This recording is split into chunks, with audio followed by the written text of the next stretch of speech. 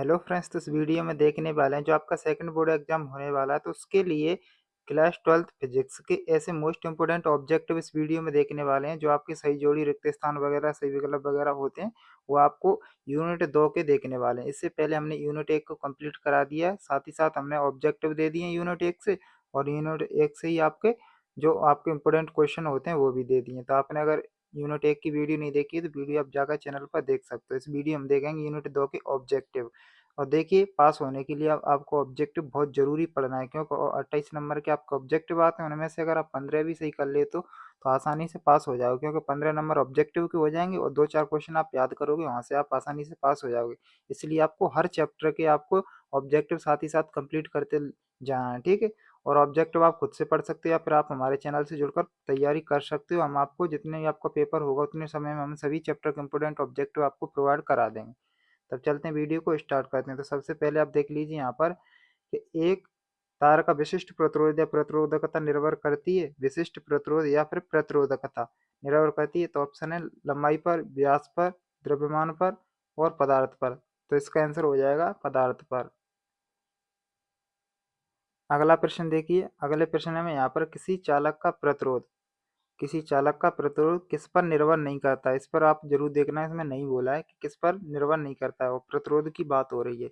तो पहले तो आपको ये पता होना चाहिए प्रतिरोध किस किस पर निर्भर करता है। तो देखिए, पदार्थ पर यानी लंबाई पर करता है, चालक की लंबाई पर करता है, अनुप्रस्थ काट के क्षेत्रफल पर भी निर्भर करता है, और पदार्थ की प्रकृति पर भी निर्भर करता है। लेकिन जो आपका लगाए गए विभवांतर पर निर्भर नहीं करता है। तो ये आपका ऑप्शन नंबर 4 आपका आंसर हो जाएगा। अब अगला प्रश्न देखिए यहाँ पर। अगला प्रश्न है कि किसी चालक का प्रतिरोध निर्भर करता है। तो देखो, वही क्वेश्चन आ गया।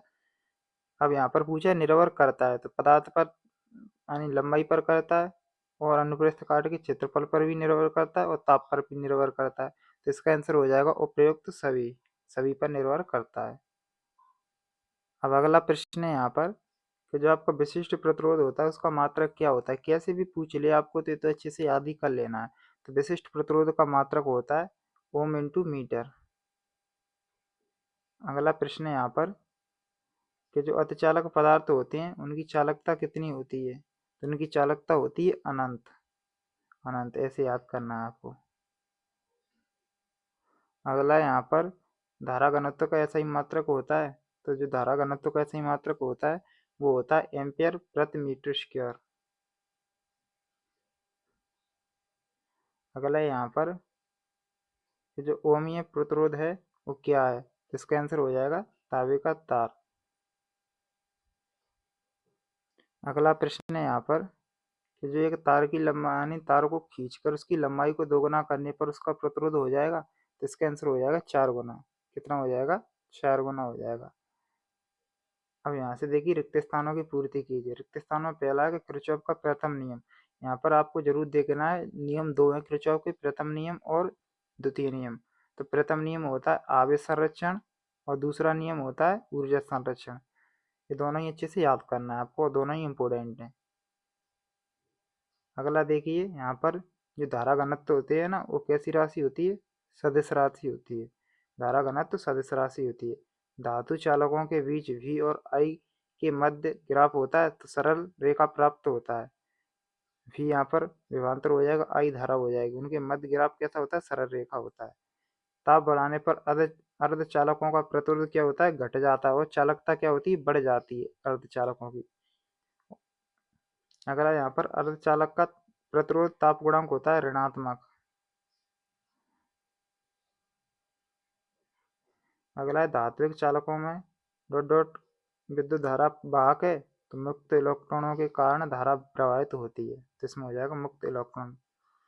विभवमापी को एक आदर्श वोल्टमीटर कहते हैं। ये पॉइंट आपको अच्छे से याद रखना है, कैसे भी आ सकता है। और यहाँ पर एक और क्वेश्चन है, ये मीटर सेतु डॉट डॉट के सिद्धांत पर करता है, तो इसमें आएगा व्हीट व्हीट स्टोन स्टोन सेतु सेतु इस प्रकार से व्हीट स्टोन सेतु आ जाएगा इसमें। अगला देखिए, यहाँ पर एक आदर्श वोल्टमीटर का प्रतिरोध होता है अनंत। और देखिए किसी विद्युत परपथ में विद्युत धारा का मापन करने के लिए अमीटर को परपथ में श्रेणी क्रम में जोड़ा जाता है। कौन से क्रम में? श्रेणी क्रम में। अब देखिए यहाँ पर जोड़ी में आपका दिया हुआ है, पहले आंतरिक प्रतिरोध दिया है, इसका व्यंजक आपको याद रखना है, आर कोष्टक में ई बटे वी माइनस के 1, इस प्रकार से। अगला यहाँ पर धारा का मात्रक होता है, ये आपको सभी को पता होगा, एम्पियर। और नाइक्रोम होता है, एक प्रतिरोध तार होता है। अगला यहाँ पर प्रतिरोधकता का बिंब सूत्र एम एल पे घात 3 टी पे घात -3 ए पे घात -2, इस प्रकार से इसे याद करना। और इसकी यूनिट यानी इनकी इसकी इकाई क्या होती है प्रतिरोधकता की? तो वो होती है ओम इंटू मीटर, जो आपने पहले ही याद किया है।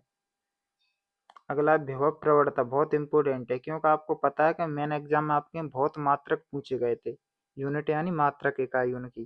तो आपको मात्रक फिर से भी याद करना, हो सकता है आपको फिर से भी आपको यूनिट्स पूछ ली जाएं, इसलिए आपको याद करके जाना। विभव प्रवणता का सही मात्रक क्या होता है?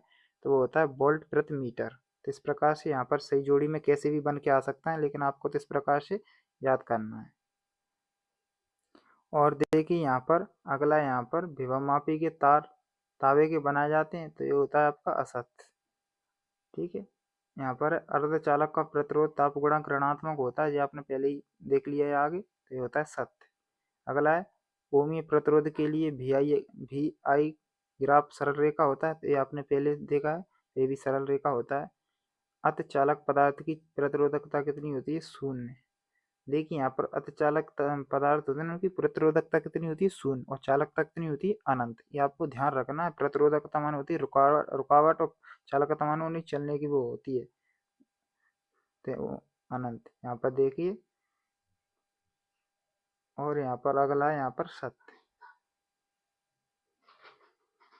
धारा घनत्व का सही मात्रक एम्पियर प्रति मीटर स्क्वायर, ये आपने पहले ये भी देख लिया है। और अगला यहाँ पर अर्धचालक पदार्थ की चालकता कितनी होती है? तो ये होती है अनंत। और यहाँ पर अनुगमन वेग पर ताप का क्या प्रभाव पड़ता है? तो ताप बढ़ाने से घटता है। विस्थापन धारा किस कारण उत्पन्न होती है? तो समय के साथ विद्युत क्षेत्र में परिवर्तन के कारण होती है। तो इस प्रकार से जितने भी इम्पोर्टेंट ऑब्जेक्टिव हमें लगे उतने हमने आपको कंप्लीट करा दिए इस वीडियो के माध्यम से। देखिए वैसे तो आपको सब पता है कि आपने कितना भी पढ़ा होगा, लेकिन मैंने एग्जाम का पेपर कैसा बना था, कुछ उल्टे सीधे क्वेश्चंस आए हुए थे, तो हो सकता है आपको जितने भी हम आपको इम्पोर्टेंट हैं वो तो कवर करा ही रहे हैं, लेकिन आपको फिर से भी अपने हिसाब से तैयारी करनी है बुक वगैरह से, और ज़्यादा से ज़्यादा ऑब्जेक्ट पढ़ने की कोशिश कीजिएगा, क्योंकि ऑब्जेक्ट का कोई भरोसा नहीं है कहाँ से क्या पूछ लिया जाए। लेकिन जितना हो सके हम तो उतना कवर करा ही रहे हैं, लेकिन आप खुद से भी तैयारी कीजिएगा। ठीक है, खुद से भी चैप्टर वाइज ऑब्जेक्टिव लगाइए, क्वेश्चन से याद कीजिए इम्पोर्टेंट जितना आप समय में कर सको, क्योंकि अगर आपकी क्षमता बहुत कम है तो आप इम्पोर्टेंट क्वेश्चन को ही अच्छे से करिएगा, क्योंकि आपको पास होना है। और अगर आपकी क्षमता ज़्यादा याद करने की, तो आपको क्या करना है, इम्पोर्टेंट के साथ साथ आपको थोड़ा सिलेबस के अकॉर्डिंग पढ़ना है। जैसे चैप्टर में यानी 15 से 20 क्वेश्चन होते हैं, तो उनमें से अच्छे से आप रिवीजन कीजिएगा इम्पोर्टेंटों को, और उनको थोड़ा बहुत पढ़ लीजिएगा। इससे आपसे कोई क्वेश्चन बाहर नहीं जाएगा, और अच्छे से नंबर आप अच्छे नंबर ला सकते हो। तो उम्मीद करते हैं वीडियो अच्छा लगा। अगर वीडियो अच्छा लगा तो वीडियो को लाइक कर दीजिए, चैनल पर नहीं तो चैनल को सब्सक्राइब कर लीजिएगा।